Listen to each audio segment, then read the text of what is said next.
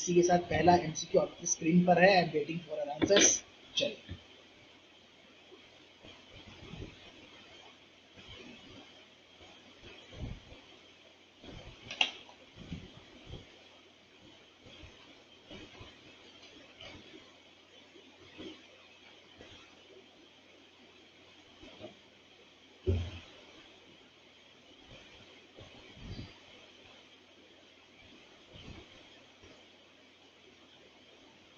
which of the following is not a means of identifying compliant issue in product or process?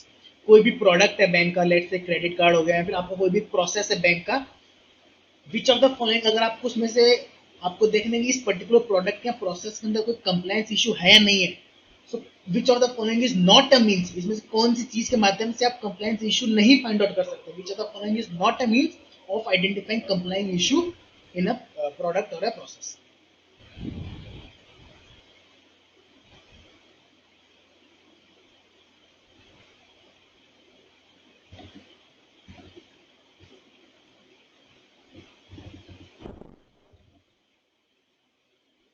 Yes, Kumar is saying D. Sharda is saying D. देखो, आपका कोई भी, आपने types of risk आपने पढ़ी है कि कितनी टाइप्स ऑफ रिस्क होती है। तो अगर आप देखोगे उस प्रोडक्ट को लेके, देखो रेगुलेटरी गाइडलाइंस आपको पता होना जरूरी, इसमें मेरे को डिबेट नहीं है। लॉ स्टैट्यूट आपको अपने को पता होना चाहिए, तभी आप कंप्लायंस इशू देख पाओगे। लेकिन अगर आपको आपको पता है अभी ना, एक सिस्टम रिस्क करके एक चलता है, वो आपको बताता है आईटी एक्ट, फॉर एग्जांपल एक आईटी एक्ट हो गया जो आपको सिस्टम रिस्क के बारे में बताता है। तो जब तक आपको एक प्रोडक्ट या प्रोसेस की उसमें जो जो इन्फॉर्मेशन है कितनी सिक्योर्ड है, उसका एक्सेस कैसे है, उसका डिस्ट्रीब्यूशन कैसे है, उसके बारे में नहीं पता, तो आप कंप्लायंस इशू को नहीं बता सकते। फॉर एग्जाम्पल क्रेडिट कार्ड की बात ले लो फॉर एग्जाम्पल। अब क्रेडिट कार्ड जो है मैनुअल प्रोसेस नहीं, मैनुअल में तो आपको सिर्फ लॉ और रेगुलेशन पता होना चाहिए, लेकिन अभी वाली जो बैंकिंग वो डिजिटल है। तो आपको अगर डिजिटल किसी चीज को आपको समझना है, उसके कंप्लायंस इशू देखने, तो आपको सिस्टम और उसकी इंफॉर्मेशन की सिक्योरिटी को समझना पड़ेगा। उसके बिना आप कंप्लायंस कभी बता ही नहीं सकते उसमें इशू है या नहीं। बिकॉज देखो, अगर मैं बोलूँ कि बैंक का स्टेशनरी बैंक जो क्रैश कार्ड, क्रेडिट कार्ड, ये सब है, उसको रजिस्टर मेंटेन कर रही है, तो वहां पे आप इजीली जाके रेगुलेशन के हिसाब से आप चेक कर सकते हो।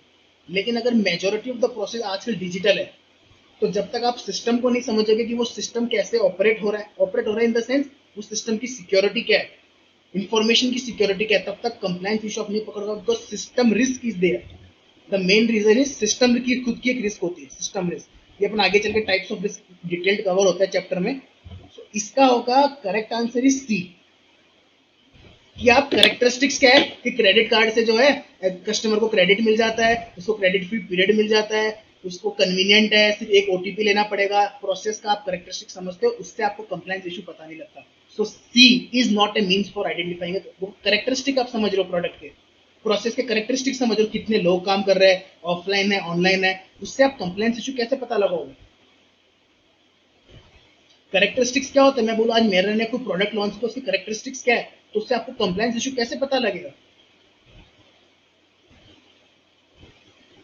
S Kumari Singh C. So which of the following is not a means? Characteristics of product or process. उसके कैरेक्टरिस्टिक्स क्या है, उससे आप कंप्लायंस इशू नहीं पता लगा सकते, इसमें कुछ कंप्लायंस इशू है नहीं। चलिए next, which of the following is not the basis, ये ध्यान रखना, not the basis for identifying level of compliance risk। Risk का लेवल पूछ रहा है कि आपका कोई भी प्रोसेस है, बिजनेस लाइन है, उसमें रिस्क कितना है, वो आप कैसे पता नहीं लगा सकते? फुल एंगल से सोचना।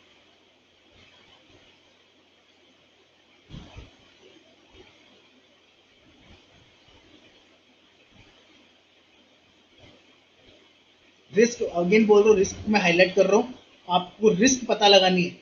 एग्जाम्पल हो ना कि आपको बैंक का कोई भी एक प्रोडक्ट है या फिर कोई भी आपका प्रोसेस है, उसकी रिस्क कैसे पता लगाओगे, इसमें कितनी रिस्क है, रिस्क को कैसे, मतलब कौन सा फैक्टर आपको हेल्प करेगा, तो आपको हमें बताना कौन सा फैक्टर हेल्प नहीं करेगा आपको रिस्क पता लगाने में।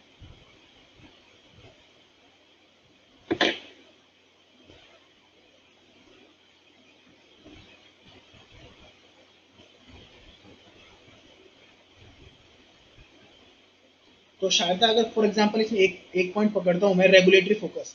अब अगर कोई ऐसा प्रोडक्ट है, लेट से क्रिप्टो करेंसी, या फिर चलो क्रिप्टो करेंसी रेगुलेटेड नहीं है, लेकिन आपने कुछ एक सेंसिटिव प्रोडक्ट लॉन्च करा है जिसपे आरबीआई की बहुत नजर है, बहुत मॉनिटर्ड प्रोडक्ट आपने लॉन्च करा है, रेगुलेटरी फोकस जिस पे ज्यादा है, जिसपे बहुत सारे लॉज लगे हुए हैं, जिसपे बहुत सारी अथॉरिटीज का कंट्रोल है, तो उसको ऑटोमेटिकली कंप्लायंस रिस्क आपकी बढ़ जाएगी।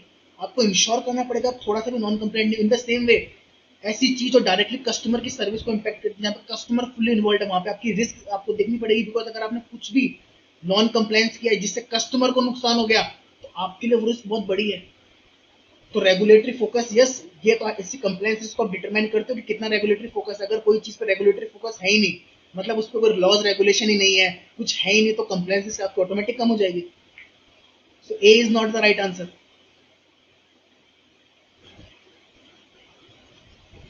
एस कुमारी सिंह थर्ड का D, laws and statute, sorry second का D, correct.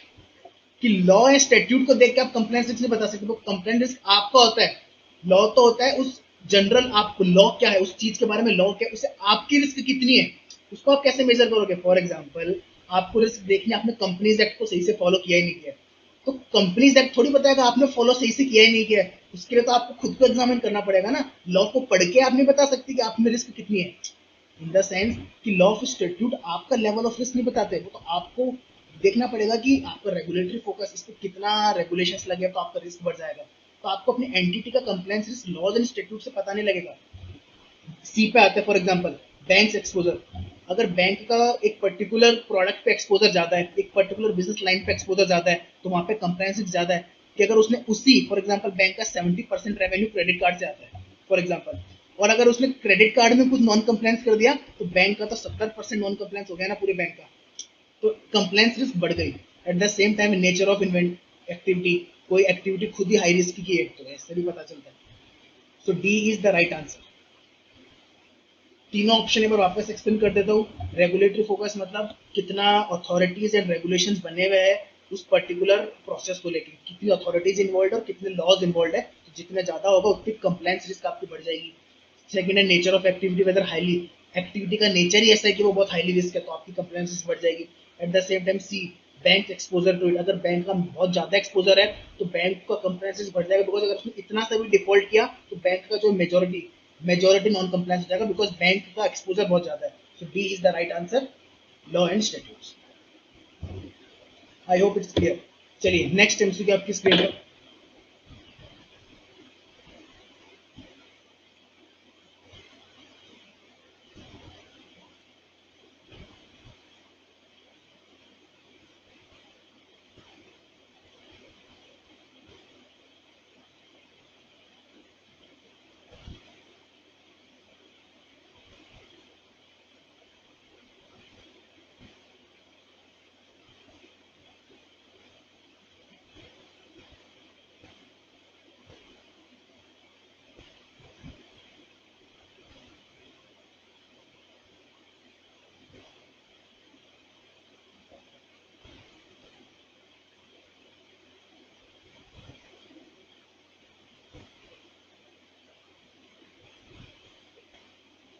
S Kumari Singh third का ए। चलिए बार क्वेश्चन पढ़ देता हूँ। The probability of loss that remains to system, the probability of that remains to system that stores, process or transmit the information after security measures and control have been implemented। मतलब कोई भी system था जिसके ऊपर आपने security के measures भी implement कर दिए, इस पे से कुछ भी गलत ना हो जाए, आपने कंट्रोल्स भी इंप्लीमेंट कर दिए, उसके बाद भी एक प्रोबेबिलिटी है कि भैया लॉस हो जाएगा, आपको कुछ ना कुछ जो है इंफॉर्मेशन लीक हो जाएगी, कुछ भी प्रोसेस में थोड़ा भी इशू हो जाएगा। सब कुछ आपने मेजर्स कर लिए, सिक्योरिटी कर ली, कंट्रोल लगा दी, उसके बाद भी कुछ ना कुछ रिस्क रहती है कि फिर भी गड़बड़ हो जाएगी। तो उसको क्या बोलेंगे, उसको बोलेंगे रेजिडुअल रिस्क। ऐसी रिस्क जिसको आप कंट्रोल नहीं कर सकते, because there is always a probability कि आप कितना भी कंट्रोल लगा लो, कुछ एक प्रोबेबिलिटी देगी कि आप फिर भी जो है लॉस कर दोगे। इसको बोलते हैं रेजिडुअल रिस्क। इस रिस्क के लिए आपको जो है आपके सिस्टम को या फिर आपको ही जो है वो प्रोविजन ही करना पड़ेगा, बिकॉज इस पर आप कंट्रोल नहीं, आप सिक्योरिटी मेजर लगा चुके, आप कंट्रोल लगा चुके, आप एट देना क्या करो, because there is always a probability of loss. So A is the right answer.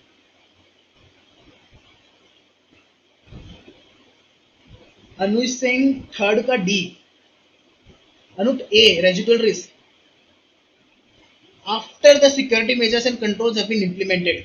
So the moment आपने सिक्योरिटी मेजर्स एंड कंट्रोल्स डाल दी, मतलब आपने बाकी रिस्क को आपने कवर कर लिया, कि मेरा कोई सिस्टम रिस्क तो नहीं बचा, कोई ऑपरेशन रिस्क तो नहीं बचा, ये बोल रहे उसके बाद भी एक प्रोबेबिलिटी बच जाती है। तो ये सारा खेल इस वर्ड का प्रोबेबिलिटी ऑफ लॉस, कि आपको वर्डिंग का खेल है कि सब कुछ करने के बाद भी एक प्रोबेबिलिटी ऑफ लॉस बच जाती है। तो ये वर्डिंग से आपको क्लिक करना चाहिए कि याद रखना पड़ेगा, या फिर आपको क्लिक करना पड़ेगा, ये इसका मतलब होता है residue.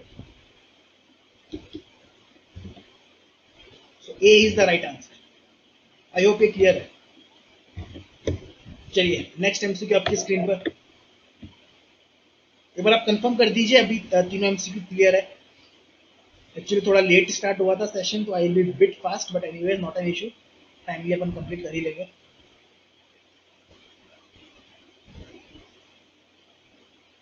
Fourth is very simple, इसमें इशू आएगा।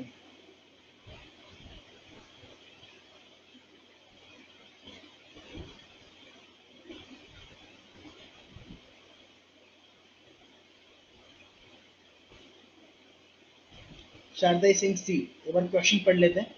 द पॉसिबिलिटी दैट बैंक में incurs loss due to movements in interest rate, foreign currency exchange rate, stock price and other market related indicator is known as correct market risk. को market risk बोलते हैं कि कोई भी market की demand या supply के कारण अगर कोई भी, या फिर मैक्रोइकोनॉमिक फैक्टर्स के कारण कोई भी उतार चढ़ाव हो रहा है एक्सचेंज रेट में, स्टॉक प्राइसेस में, मार्केट रेटिंग फैक्टर्स में, उसको मार्केट रिस्क बोलते हैं। तो अनु आपका आंसर सही है, कुमार आपका आंसर सही है, शारदा आपका आंसर सही है। नेक्स्ट एमसीक्यू आपकी स्क्रीन पर।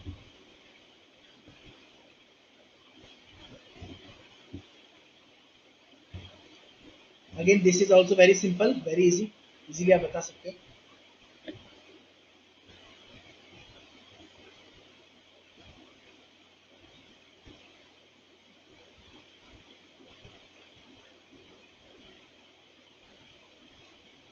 शारदा सिंह डी। चलिए वो क्वेश्चन पढ़ते हैं। Which of the following is not a market risk, इनमें से कौन सी मार्केट रिस्क नहीं है? एस कुमारी सिंह फिफ्थ का D. So movement in interest rate, ये तो मार्केट रिस्क है। मूवमेंट इन फॉरेन रेट्स, ये मार्केट रिस्क है। मूवमेंट इन स्टॉक प्राइस, ये मार्केट रिस्क है। Sudden withdrawal of large string deposit, ये मार्केट रिस्क नहीं है। So D is the right answer, very simple, I hope D is the right answer. Correct. चलिए तो शारदा आपका answer सही है, सुमन आपका आंसर सही है। नेक्स्ट एमसीक्यू, यस अनु फिफ्थ का डी आपका आंसर सही है। So question number 6 is on your screen. I'm waiting for your answers.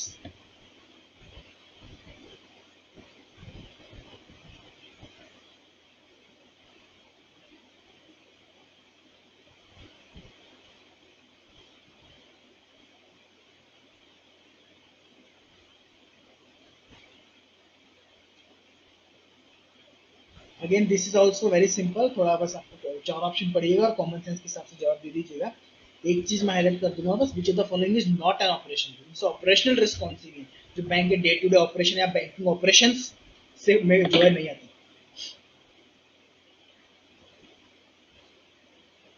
Sharda Singh B, unethical conduct. तो शारदा अनएथिकल कंडक्ट आप कहाँ करोगे? अपने day to day business operations में करोगे ना, तो ये आपकी जो है ऑपरेशनल रिस्क ही है कि अपना day to day job operation कर रहे हो, आप एथिकली बिहेव नहीं कर रहे, बैंक का मैनेजर, बैंक का स्टाफ एथिकली बिहेव नहीं कर रहा, या आपको ऑपरेशन से रिलेटेड, डायरेक्टली आपको ऑपरेशन से रिलेटेड है, तो ऑपरेशन रिस्क है। अनु शुक्ला सिंह सिक्स का B, S Kumari Singh six का C, collection of fake currency at the counter, ये भी ऑपरेशन रिस्क है कि कोई बंदा कस्टमर लेके आया 100 नोट जमा करो, उसमें से एक नोट नकली था, एक नोट नकली था, फेक था। ये ऑपरेशन रिस्क है कि बैंक के ऑपरेशन में हो सकता है बैंक ने पूरे साल में 4 करोड़ का कैश जो है डिपॉजिट लिया, तो उसमें से 10 नोट जो है नकली निकल गए, तो ऑपरेशन रिस्क है, ये गड़बड़ी हो सकती है, because these are related directly to business operation की। ऑपरेशन करते टाइम पे गलती हो सकती है। ऑपरेशन मतलब बैंक जो आप कंटिन्यूस जो डे टू डे बेसिस पे काम करते हो उससे रिस्क है कि अगर बेसिकली इसको उल्टा भी आप समझ सकते हो, अगर आपको इनको सुधारना है तो अपने आपको डे टू डे ऑपरेशन को सुधार के आप इन रिस्क को कम कर सकते हो। एस कुमारी सिंह सिक्स का D, wrong posting of entry due to computer malfunction, तो ये ऑपरेशन रिस्क नहीं है।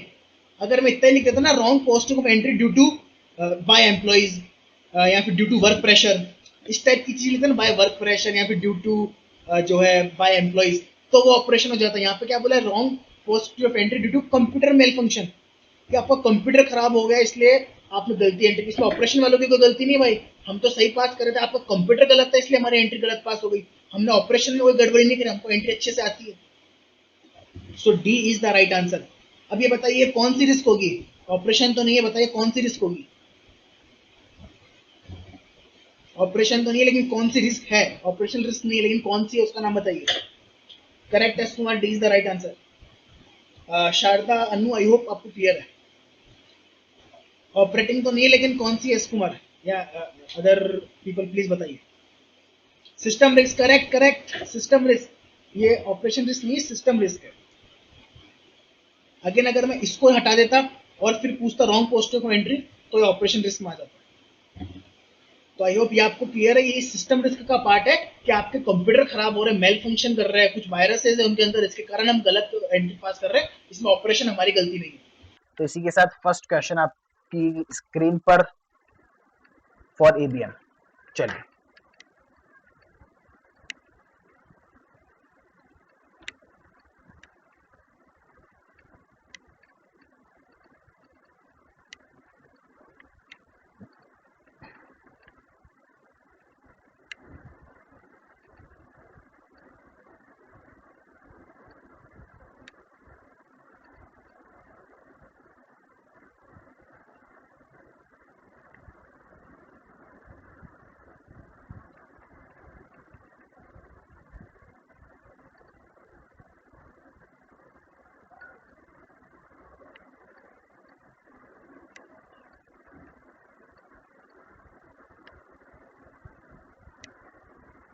Which of the following is not a part of GRC concept? इनमें से कौन सा जीआरसी का पार्ट नहीं है?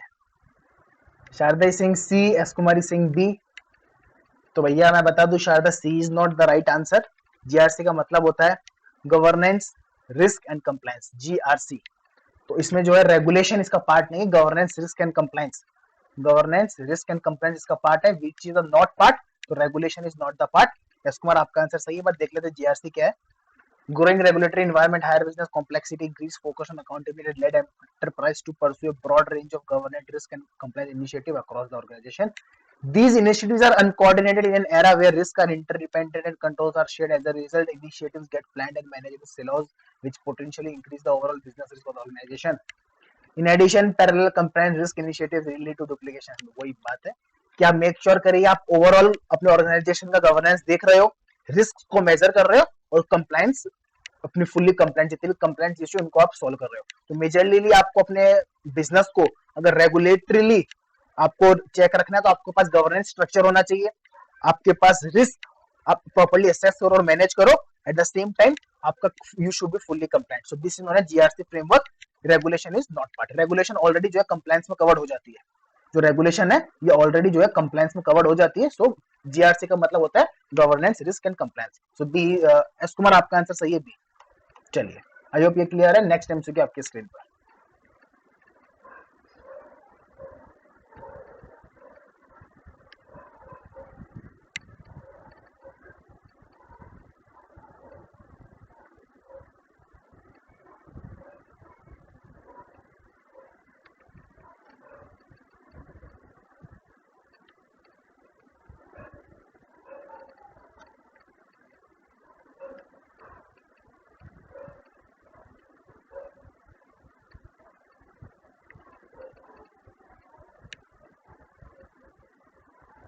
एक कंप्लायंस पॉलिसी में सबसे इंपॉर्टेंट क्या है? Which of the following is the most important in compliance policy?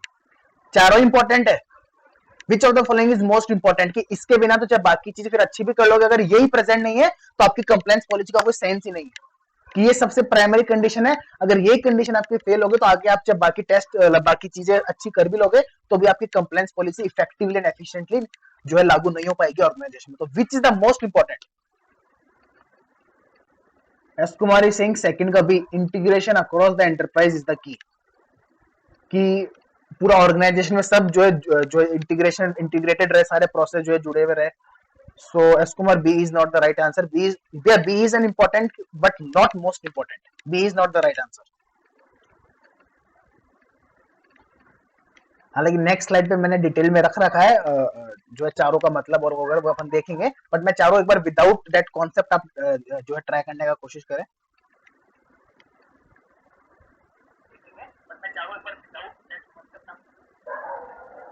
Sharda Singh C, silos. शायद इसका मतलब क्या रहता है कि आप जो कंप्लायंस डिपार्टमेंट को बाकी डिपार्टमेंट से आपने अलग करके रखा है, अलग करके इन द सेंस कि ये तो हमारा बैंकिंग का पूरा बिजनेस है और आप हो, आपको कंप्लायंस चेक करनी है, उसको बोलते हैं सिलोस। मतलब आपने उसको एक तरीके से सेपरेट फंक्शन देख रखा है, एक तरीके से सेपरेट डिपार्टमेंट उसको आपने समझ रखा है। सो this is also not and most important. Dilip is saying S, S Kumar is saying yes correct. अगर आपका टॉप मैनेजमेंट ही कंप्लायंस को अच्छे से नहीं लेगा तो आपने चाहे कितना इंटीग्रेशन किया हो, आपके पास कितने भी रिसोर्सेज है, आपने कितना भी अच्छे से डिपार्टमेंटलाइजेशन किया हो, किसी का कोई मतलब नहीं है अगर आपका टॉप मैनेजमेंट ही सीरियस नहीं। बिकॉज आप अगर कुछ कंप्लायंस इश्यू बॉटअप भी कर दोगे, कुछ कंप्लायंस जो आपने रेज भी किए, अगर टॉप मैनेजमेंट उसको सीरियसली ले ही नहीं रहा तो आपके पूरे कंप्लायंस फंक्शन पॉलिसी का मतलब ही क्या निकलेगा। बिकॉज पॉलिसी से आपके पता चलेगी क्या क्या आपके डिफॉल्ट है, क्या क्या इंप्रूवमेंट पॉइंट्स है, लेकिन अगर आपका टॉप मैनेजमेंट उसको लेके सीरियस नहीं है तो कोई सेंस ही नहीं बनता। So which is the most important tone at the top. अब चलिए एक बार पढ़ लेते हैं। चलिए सिलॉस देखो, तो सिलॉस भी सब इसमें आ जाएगा, चारों ऑप्शन इसमें डिटेल में एक्सप्लेन है, एक बार क्विकली देख ले। Tone at the top, this is the most important hallmark of culture of compliance. Regulators increasingly meeting with senior management during the examination to get the sense of their engagement in compliance. Tone at the top is often evidenced by process of making critical decisions. For example, if senior management conducts a cost-benefit analysis when deciding whether to engage in a transaction if that is illegal, the tone at the top is that compliance is not the most important factor. मतलब कोई भी management का top management कोई भी illegal transaction में कब enter करता है, जब उसको लगता है कि यार कंप्लायंस उतना जरूरी नहीं है। तो देखो अगर ऊपर वाले बंदे ही करप्ट हो गए तो फिर नीचे आपने कितना भी कर रखा उसको कोई सेंस नहीं बनता। तो यहाँ पे यही कहना चाह रहे हैं कि सबसे इंपॉर्टेंट है टोन एट द टॉप। इसका उल्टा भी सही है, अगर आपको ऊपर का सीनियर मैनेजमेंट बहुत स्ट्रिक्ट है कंप्लायंस को लेके तो नीचे चाहे तो बाकी वाले ऑटोमेटिकली जो है कंप्लायंस पॉलिसी को इफेक्टिवली इंप्लीमेंट करेंगे। So tone at the top is most important. अब सेकंड बात करता है इंटीग्रेशन कि फॉर एग्जाम्पल कैसे कैसे डिफरेंट फंक्शंस और इंटरप्राइज के जो डिपार्टमेंट है वो इंटीग्रेटेड है अकॉर्डिंगली। तो बिकॉज देखो डिफरेंट टाइप्स ऑफ रिस्क होते हैं, अपने लास्ट में पढ़ा था liquidity risk, system risk, then accordingly risk in banking are both complex and often interrelated. Credit can be accompanied by interest rate risk, market and other risk, and aggravated by liquidity risk. तो एक जो function है वो different type of risk से impacted है। To ensure that risk is managed thoughtfully across the enterprise, compliance must be work closely to communicate well with all risk areas. तो in order to make sure कि आप fully compliant हो, आपके सारे areas को compliant होना पड़ेगा। Because एक एरिया भी अगर नॉन कंप्लायंट हो गया तो बाकी चीजें ऑटोमेटिकली नॉन कंप्लायंट हो जाएगी, because every function is inter related. तो एक भी अगर नॉन कंप्लायंट हो गया तो बाकी चीजें ऑटोमेटिकली नॉन कंप्लायंट हो जाएगी। अब बात करते हैं सिलॉस। ये सिलॉस का मतलब क्या होता है शारदा, कि कंप्लायंस डिपार्टमेंट को आपको बाकी ऑर्गेनाइजेशन से अलग नहीं करना है कि ये लोग अलग है, बैंकिंग का मेन बिजनेस हमारा ये है, कंप्लायंस आपका आप लोग अलग हो। तो इसका मतलब क्या है, the compliance department should not be walled off from rest of the organisation. It is important that compliance staff is present when the business decisions are made. वो भी डे टू डे एक्टिविटीज को देखे, उसमें present रहे, तभी वो बता पाएंगे कंप्लायंस अच्छे से। आपने उनको जो है as a kind of external person आपको ट्रीट नहीं करना है, वो बैंक का ही पार्ट है, वो बैंक के डे टू डे में रहेंगे, तभी वो जो है इफेक्टिवली बता पाएंगे। उसको बोलते हैं सिलॉस, कि उनको सेपरेट नहीं करना। तो उसके अलावा पावर भी इंपॉर्टेंट है, काउबॉयज रिसोर्सेज होना, ये सब इंपॉर्टेंट है। तो बहुत सारी चीजें हैं जिसमें से अपना था tone at the top is the most important. So A is the right answer. I hope ये क्लियर है आपको। आगे बढ़ते हैं।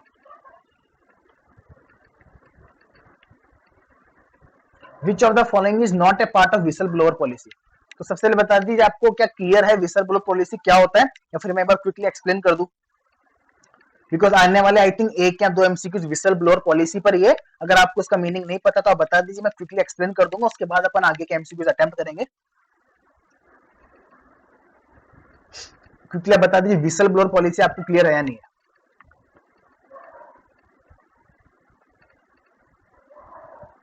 काउबॉयज होते हैं कि देखो कंप्लायंस से रिस्क है, ये अपन सबको पता। अगर आप नॉन कंप्लायंट रहोगे तो आप पे एक रिस्क है, लेकिन नॉन कंप्लायंट रहने से देखो फायदा भी है, जहां पर रिस्क ज्यादा है वहां पर रिवॉर्ड ज्यादा है।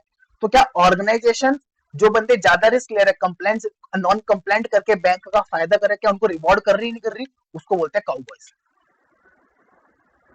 तो उससे भी जो है आपका ओवरऑल कंप्लायंस पॉलिसी इंपैक्ट करती है कि आपकी ऑर्गेनाइजेशन जो बंदे ऑर्गेनाइजेशन का प्रॉफिट तो कर रहे हैं लेकिन कुछ नॉन कंप्लायंसेस करके कर रहे हैं, तो उनको आप रिवॉर्ड कर रहे हैं, उनके साथ कैसे पेश आ रहे हो, तो वो उनको बोलते हैं आप काउबॉयज। जो बंदे कंप्लायंस मतलब रिस्क रिस्क लेके एडिशनल प्रॉफिट जो है ऑर्गेनाइजेशन को दे रहे हैं।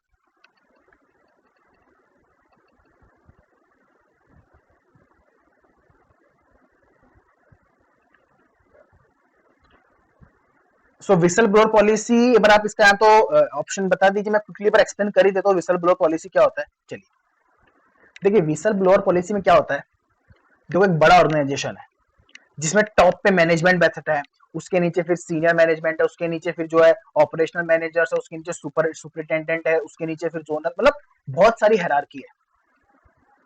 अच्छा, सबके आंसर आने लग गए? ओके ओके, तो बहुत सारी हायरार्की है। सो बहुत बार क्या होता है, जो आदमी एकदम लोअर लेवल पे काम कर रहा है उसको लेट से कुछ फ्रॉड के बारे में पता चला, कुछ जो है मिस हैपनिंग के बारे में पता चला, कुछ गलत हो रहा है ऑर्गेनाइजेशन, कुछ मिस एप्रोप्रिएशन के बारे में पता चला। सो विसल ब्लोअर पॉलिसी ये कहती है कि आप अपने सीनियर को बताने के बजाय, बिकॉज हाई प्रोबेबिलिटी आपका सीनियर खुद ही जो है फ्रॉड है, तभी तो आपको पता चला। तो अगर आप अपने सीनियर को बताओगे तो सीनियर उसको वहीं दबा देगा, जो बात आगे तक पहुंचेगी नहीं। तो विसल ब्लोअर पॉलिसी बोलता है एम्प्लॉय, जो बंदा किसी भी लेवल पे ऑर्गेनाइजेशन पे हो, वो डायरेक्ट टॉप मैनेजमेंट से कम्युनिकेट कर सकता है।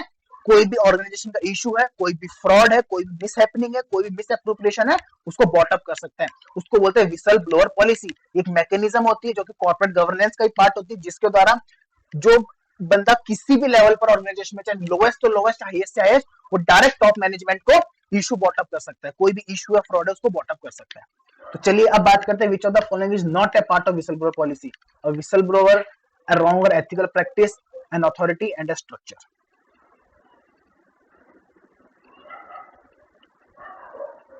So S Kumari Singh C, Shardai Singh D. Okay. तो शारदा आपका आंसर सही है। विसल ब्लोअर में हम कोई स्ट्रक्चर फॉलो नहीं करते कि आपको अपने सुपरिटेंडेंट को रिपोर्ट करना है, उसका सुपरिटेंडेंट वो फ्रॉड आगे चल के किसी और को रिपोर्ट करेगा। यहाँ पे कोई स्ट्रक्चर नहीं, सब लोग एनोनिमस है। आप डायरेक्ट उस पर्सन को, अपना जो सीनियर मैनेजमेंट का कोई भी बोर्ड ऑफ डायरेक्टर के पर्सन को जाके आप जो है उस कोई भी फ्रॉड या फिर जो आपका इशू उसके बारे में आप बता सकते हो। तो कोई भी स्ट्रक्चर नहीं होता है जो है एक विसल ब्लोअर पॉलिसी के अंदर। So D is the right answer. चलिए नेक्स्ट एमसीक्यू आपकी स्क्रीन पर, कि विसल ब्लोअर में वही होता है ना कि नॉर्मली तो आप अपने सीनियर के पास जाके आप नॉर्मल केस में भी बता ही सकते हैं अपन, आपको जो भी इशू है, कुछ भी आपको ऑर्गेनाइजेशन से रिलेटेड प्रॉब्लम है, लेकिन वहां पे आप स्ट्रक्चर फॉलो कर रहे हो कि आप डे टू डे इश्यूज अपने सिर्फ सीनियर, इमीडिएट सीनियर को बता सकते हैं। विसल ब्लोअर कहता है अगर आपको कुछ फ्रॉड पता चला, कुछ बड़ी बात पता चली है, आप एनोनिमसली डायरेक्ट टॉप मैनेजमेंट तक बात पहुंचा दीजिए।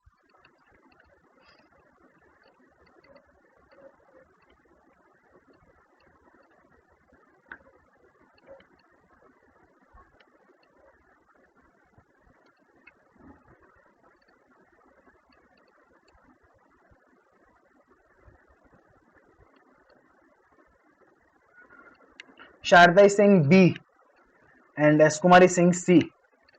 देखो इसका सबसे एक इंपॉर्टेंट कीवर्ड है ओवरसाइट रोल। अब एक बार वापस अपना जवाब देखिए, oversight role is the major keyword.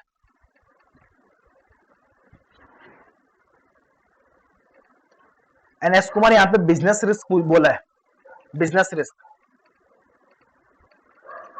और आप कंप्लायंस बोल रहे हो।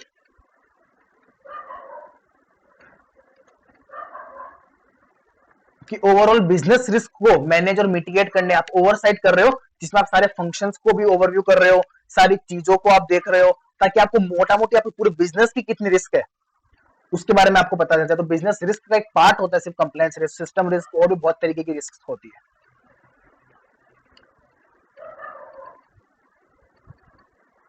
नहीं, शायद रिस्क मैनेजमेंट में तो आपने जब रिस्क को आइडेंटिफाई कर लिया, अब आप उसको मिटिगेट कर रहे हो, मैनेज कर, उस प्रोसेस को रिस्क मैनेजमेंट बोलते हैं। मैंने अभी हाईलाइट किया ओवरसाइट रोल।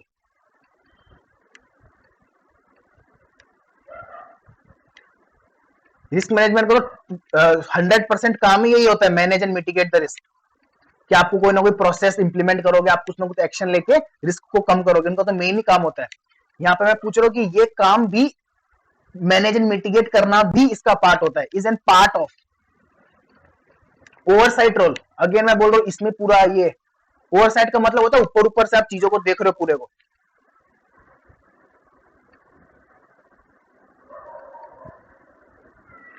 शारदा, ऑडिटर का काम नहीं है कि आप रिस्क को मैनेज करे, मिटिगेट करे। ऑडिटर का काम है जो भी नॉन कंप्लायंसेस रहेगी वो इश्यूज बॉटअप कर देगा, उसको मैनेज करना, मिटिगेट करना ऑडिटर का काम नहीं है, वो बोर्ड का काम है, मैनेजमेंट का काम है।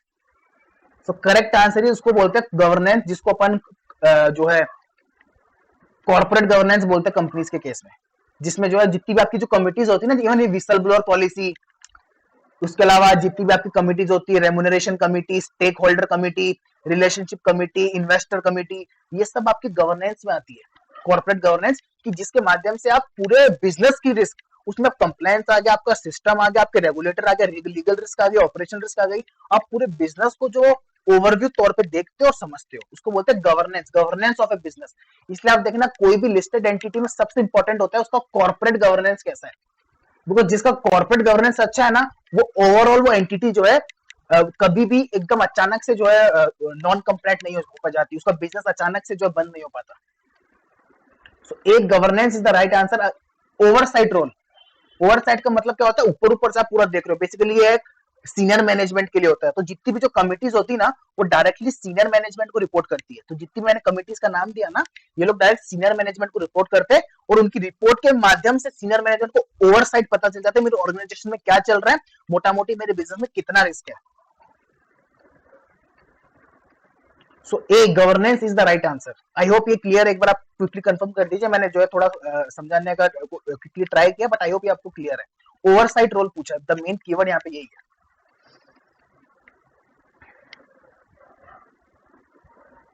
अगर मैं ओवरसाइट रोल हटाता डायरेक्ट पूछता the process by which company manage and mitigate risk, तो वहां पे रिस्क मैनेजमेंट भी बोल सकते हो, वो उतना गलत नहीं होगा, रिस्क मैनेजमेंट भी वहां पे सही हो जाता है। लेकिन यहाँ पे ओवरसाइट रोल पूछा है कि जिसमें रिस्क मैनेज करना भी उसका एक पार्ट है। चलिए, thank you so much S Kumar and Sharda for confirmation. Next MCQ आपकी स्क्रीन पर, ये गलत नहीं होना चाहिए, विसल ब्लोअर पॉलिसी में आपको ऑलरेडी एक्सप्लेन कर चुका हूं, तो ये तो जो है सही होना ही चाहिए। एकदम कॉमन सेंस के बेस पे देना कि आप ऑर्गेनाइजेशन में काम करो, सबसे इंपॉर्टेंट क्या है। इसमें क्या बोल दिया, whistle blower policy principles consider the following, which of them is most important. तो सबसे इंपॉर्टेंट विसल ब्लोअर पॉलिसी में क्या होना चाहिए, सबसे इंपॉर्टेंट क्या होना चाहिए, ध्यान रखना। आप एक ऑर्गेनाइजेशन में काम करो तो सबसे इंपॉर्टेंट एक विसल ब्लोअर पॉलिसी में क्या क्या होना चाहिए, एकदम कॉमन सेंस के बेस पे जवाब देना। सबसे इंपॉर्टेंट क्या होना चाहिए, कि अगर ये ही नहीं हुआ तो भैया फिर तो विसल ब्लोअर पॉलिसी का मतलब ही नहीं है।